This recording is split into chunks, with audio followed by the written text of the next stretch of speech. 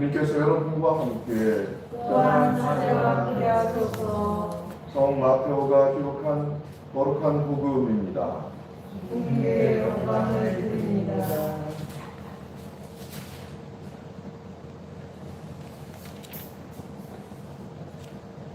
예수께서 빌립보의 가이사리아 지방에 이르렀을 때에 제자들에게 사람의 아들이 누구라고 하더냐 하고 물으셨다. 어떤 사람은 세례자 요한이라고 하고 어떤 사람은 엘리야라고 하고 또 예레미야나 예언자 가운데 한 분이라고 하는 사람들도 있습니다. 제자들이 이렇게 대답하자 예수께서 이번에는 그러면 너희는 나를 누구라고 생각하느냐 하고 물으셨다. 선생님은 살아계신 하느님의 아들 그리스도이십니다. 시몬 베드로가 이렇게 대답하자 예수께서는 시몬 바로여 너에게 그것을 알려주신 분은 사람이 아니라 하늘에 계신 내 아버지시니 너는 복이 있다. 잘 들어라. 너는 베드로이다. 내가 이 반석 위에 내 교회를 세울 터인즉 죽음의 힘도 감히 그것을 누르지 못할 것이다. 또 나는 너에게 하늘나라의 열쇠를 주겠다. 네가 무엇이든지 땅에서 매면 하늘에도 매여 있을 것이며 땅에서 풀면 하늘에도 풀려 있을 것이다 하고 말씀하셨다. 그리고 나서 예수께서는 자신이 그리스도라는 것을 아무에게도 말하지 말라고 간단히 당부하셨다. 주님의 말씀입니다. 그리스도를 찬미합니다. 모두 자리 앉아주시기 성부와 성자와 성령의 이름으로 말씀드립니다. 오늘 이 온라인 감사성찬일을 드리는데 우리가 서로 소통한다는 말을 하는데 우리는 서로 말을 하고 또 얼굴 표정을 보고 서로 대면하면서 하는 소통은 굉장히 다양한 소통 루트를 가지고 하는 겁니다. 눈짓 하나 또 몸짓 하나에도 거기에 뜻이 담겨져 감정이 그 속에 있는 내 생각이 전달되는 거죠. 그런데 비대면이라고 하는 상황에서 우리가 이런 소통을 하려고 할 때는 굉장히 이 다양하고 풍부한 소통의 그 구조들이 제한되어 있습니다. 아주 극히 제한되어 있고 그것을 조금이라도 좀 더 전달해 보기 위해서 우리 기계라고 하는 기술을 통해서 이것을 전달할 때에는 도대체 평소에 하지 않던 그냥 만나면 아무런 문제도 아닌 것들도 다 문제가 돼서 속에서 생각이 복잡해집니다. 그래서 오늘 여러 가지로 어제도 한번 해봤고 준비를 철저하게 한다고 했습니다만은 기계상의 문제로 인해서 우리가 생각했던 그 오디오 기계를 통해서 음성을 전달하는 오디오 믹서도 지금 전도사님이 거금을 들여서 개인적으로 샀는데 그게 지금 써먹지를 못하고 지금은 제 음성이 그냥 제 핸드폰으로 녹화하는 그 핸드폰을 통해서 전달되는 뿐입니다. 그러면 우리는 비대면일 때 어떻게 서로 간에 소통하는가? 우리의 성령이라고 하는 하나님의 선물이 있습니다. 성령의 선물은 외부에서 오는 것 같지만 사실은 내 안에 있는 것입니다.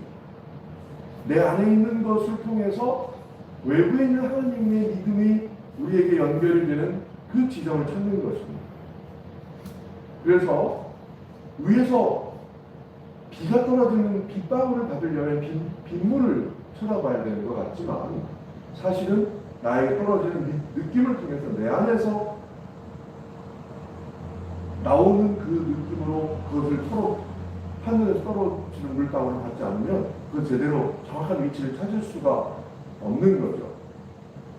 비대면이라고 하는 것은 어쩌면 내 안에 있는 보이지 않는 그 성령의 활동하심과 또 저 사람에게서 하는 성령의 활동하심이 서로 연결되어 있다는 믿음 하에 우리는 비대면 가운데에도 서로 한 마음이 되는 그런 예배를 드릴 수 있는 것입니다.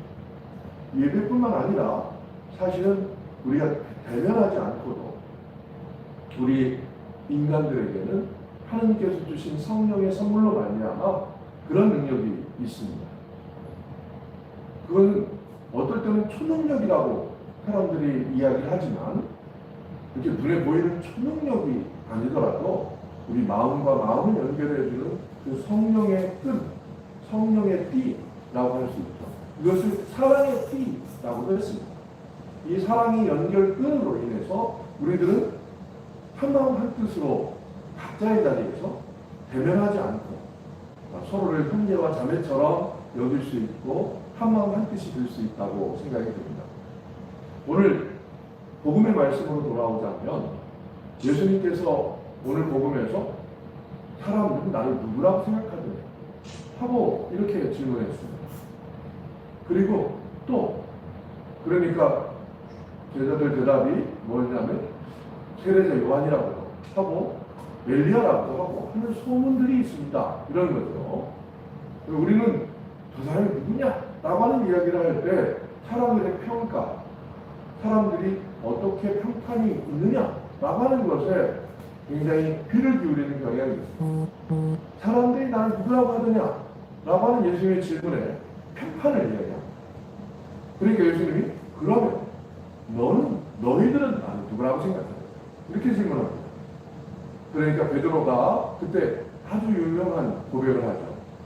당신은 하느님의 아들 그리스도이십니다. 이렇게 고백을 합니다. 이 고백은 우리 그리스도교 신앙의 원초적 고백입니다. 그리스도교라고 하는 기독교가 나올 때에서부터 우리가 했던 신앙 고백은 바로 베드로가 했던 신앙 고백처럼 당신은 하나님의 아들 그리스도이십니다. 라고 믿고 시작하는 거예요. 근데 그 당신이 어디 있습니까? 이 당신을 못 찾는 것 뿐이지 우리가 예수 그리스도를 하나님의 아들로 고백한다는 것은 우리 그리스도교인의 신앙 고백의 원초적 출발이고 거기에 핵심이 놓여 있는 것입니다. 그런데 그 핵심에서 진짜 우리가 빠져야 할 것은 예수 그리스도를 대면한다는 것입니다. 즉 요즘처럼 예수 그리스도가 어디 나타나 있는 게 아니죠. 보이지 않는, 즉 비대면한 보이지 않는 예수 그리스도를 향해서 우리가 당신은 하나님의 아들 그리스도이십니다 라고 고백하는 것이 우리의 신앙이라고 할 수가 있겠습니다.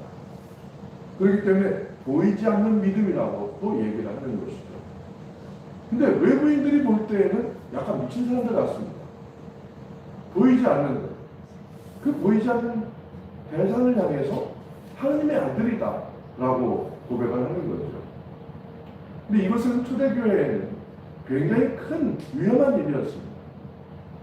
그때 하나님의 아들이다 라고 고백할 수 있는 상대는 제가 여러 번 말씀드렸던 로마 황제밖에 없었습니다. 그런데 로마 황제 대신 예수라고 하는 훌륭한 그 시골에 있는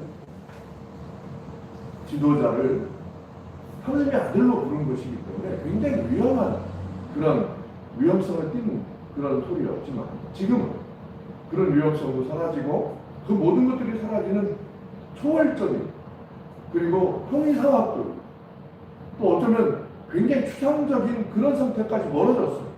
2000년 전에 성서에 써있는 예수이기 때문에 우리가 지금 현재 내가 그 예수를 머릿속으로 생각하고 예수 그리스도를 하나님의 아들로 고백할 것인지 아니면 정말 기도하면서 환시를 보고 그때부터 이제 예수 그리스도를 막 쫓아다닐 건지 이거는 참으로 사람들마다 각자 개인적인 그런 상황에 따라 다른 문제인데 어쨌든 거기에 공동적인 것은 보이지 않아요.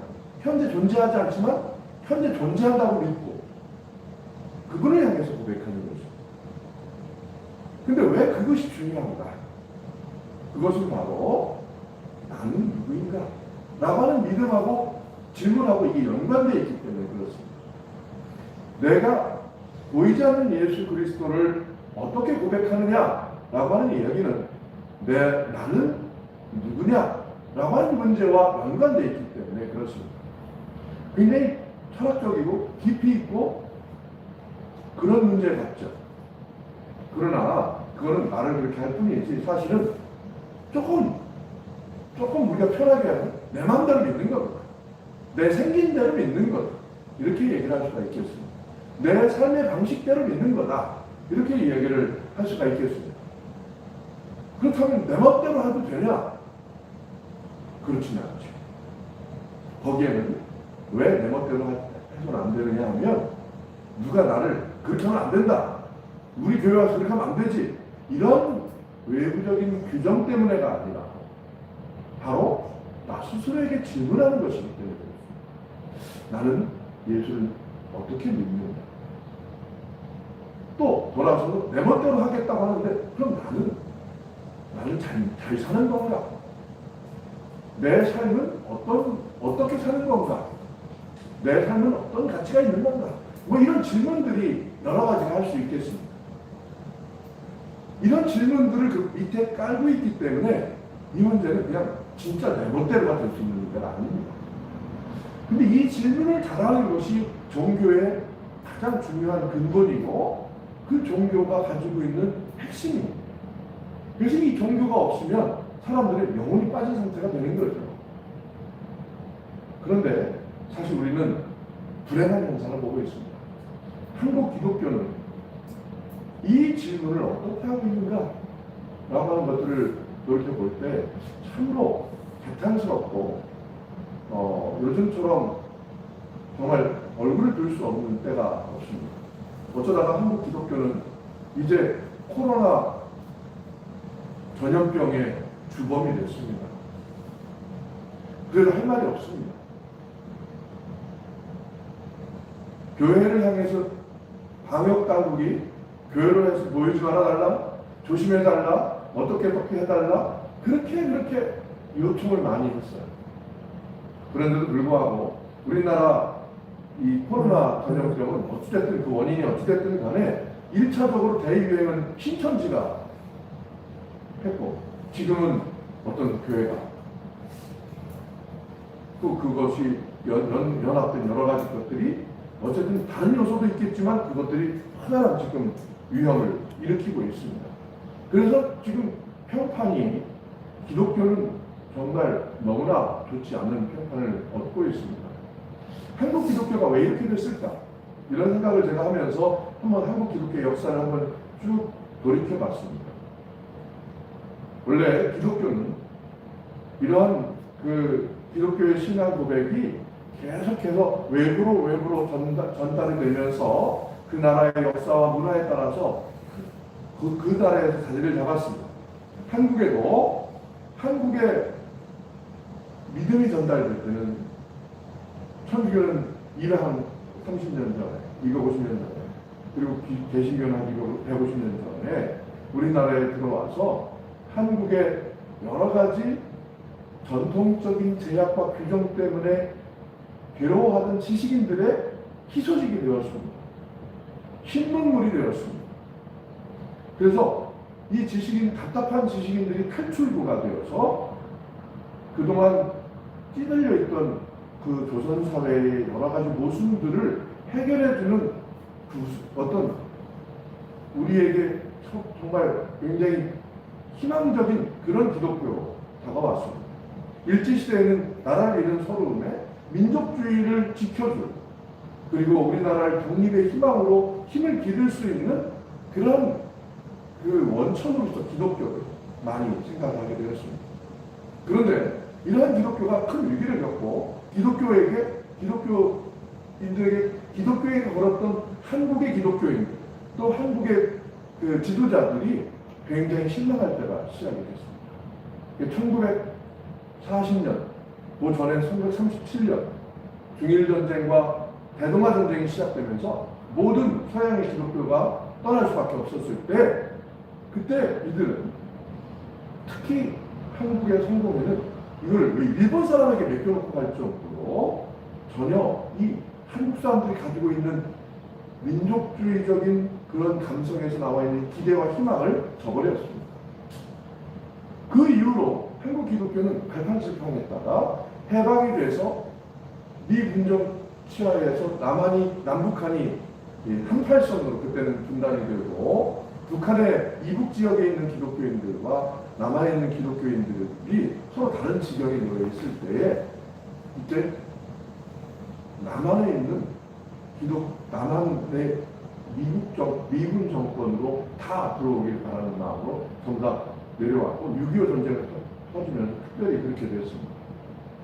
6.25 전쟁을 통해서 남한에 내려온 이북에 있는 기독교인들은 특히 이북에 기독교인들이 많이 있었는데 이들은 미국에 있는 선교사들의 도움으로 그들이 굉장히 큰 힘을 갖게 되었습니다. 그것이 바로 원조 물자 배분권이었습니다.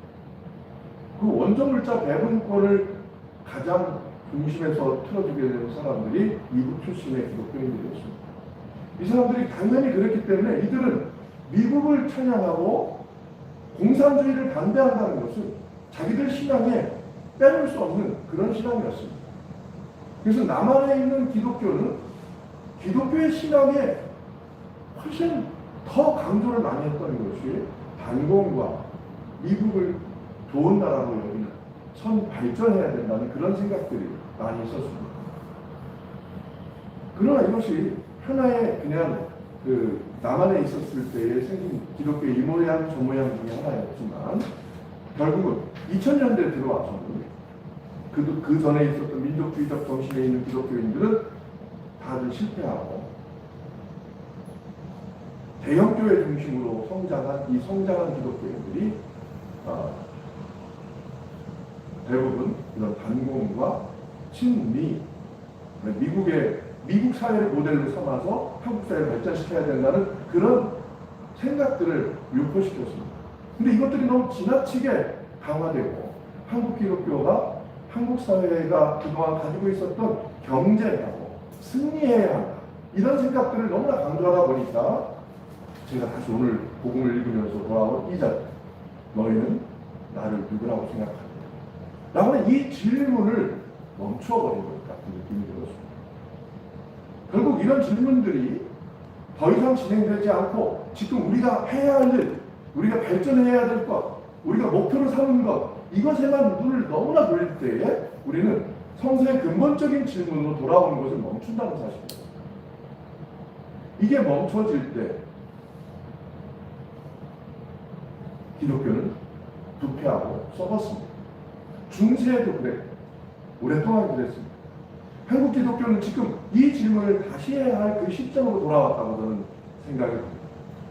오늘 예수님께서 우리에게 너는 나를 누구라고 생각하느냐 라고 하는 이 질문을 통해서 한국 기독교는 과연 무엇인가? 우리는 어떤 신앙을 가져야 하는가? 우리는 어떤 모습인가? 이 질문을 다시 해야 한다고 생각합니다. 세계 성공회는 그동안 이제 최근에 새로운 제자화 운동을 전 세계적으로 벌이면서 이런 캐치프레이즈를 걸었습니다. Jesus Shaped Life. 다시 말하면 예수가 만들어가는 삶이라고 하는 그런 캐치프레이즈. 지금 현재의 내 삶의 모든 것들은 예수를 닮아가야 하고 예수를 바라보면서 만들어지는 것이다 라고 고백을 해야 된다는 거죠. 내가 하고 있는 일들이 예수의 모습을 그리는 거다 라고 하는 생각을 해야 됩니다. 내가 내 욕심과 내 옆에 있는 어떤 가난한 사람, 약한 사람, 병든 사람도 돌보지 않은 채 내 욕심만 앞세우고 산 삶은 예수의 얼굴에 어떤 칠을 하고 있는지 이걸 질문해야 한다는 것입니다. 그것이 예수가 만들어가는 삶이라고 하는 그런 말에 담겨져 있는 것입니다. 그래서 우리 주보에 앞면에 우리가 이렇게 교회 표어가 예수가 만들어가는 삶, Jesus Shaped Life 라고 하는 그 교회 표어를 제가 여기다 써놓은 것입니다. 예수가 만들어가는 삶이라고 하는 것은 내가 사는 모양 그대로 예수의 모습이 만들어진다는 얘기입니다. 그렇기 때문에 너희는 나를 누구라고 생각하느냐 라고 하는 이 질문은 바로 너는 지금 어떻게 살면서 나를 그려내고 있느냐? 이렇게 예수께 질문하는 것과 똑같은 질문이라고 하는 사실입니다. 여러분들은 지금 어떤 모양으로 어떻게 살면서 예수의 모습을 그려냅니까? 지금 우리가 이 사회에 그려줘야 할 예수의 모습은 나를 통해서 어떻게 그려져야 되는지 이것을 질문하는 기독교로 돌아와야 할 것입니다. 그것이 오늘 예수님께서 베드로에게 너는 나를 누구라고 생각하느냐? 라고 하는 질문이고 당신은 하느님의 아들 그리스도이십니다. 라고 하는 고백은 바로 내 삶은 하느님의 아들 그리스도를 위해서 그 그리스도의 모습대로 재형성되었다. 내 멋대로 사는 게 아니라 나는 그리스도 때문에 새롭게 살게 되었다. 라고 하는 그 모양으로 내 삶을 변화시키는 것입니다. 그래서 나는 예수의 얼굴을 만들어낸 하나의 모자이크 조각이 되어서 전체 예수를 아름답게 그려내는 한 부분이 돼요. 이제 내가 예수다. 예수를 믿는 것은 나처럼 이렇게 되는 것입니다. 라고 자신있게 우리 유기들에게 얘기할 수 있어야 됩니다. 그래서 예수는 힘 있는 사람과 부자의 편에 서는 게 아니라 가난하고 소외되고 지금 이 시대에 무시당하는 사람들을 위해서 예수님이 오셨다 라고 하는 모습을 입으로 하는 것이 아니라 내 삶으로 증언하는 것입니다. 그것이 예수의 모양대로 사는 삶, Jesus shaped life 라고 하는 예수가 만들어낸 삶이라고 하는 것의 의미라고 합니다. 오늘 저는 예수님께서 우리에게 하신 질문, 지금도 계속 새롭게 질문함으로써 우리는 새로운 희망을 가져야 할 것이고 그 새로운 희망을 미래 세대에게 전달해주는 기독교인이 될 수 있길 바랍니다. 그리고 지금 현재 주변에서 아프고 신음하고 있는 많은 사람들에게 우리 자신이 예수가 되어서 새로운 희망으로 그들에게 다가갈 수 있기를 바랍니다. 성부와 성자와 성령의 이름으로 말씀드렸습니다.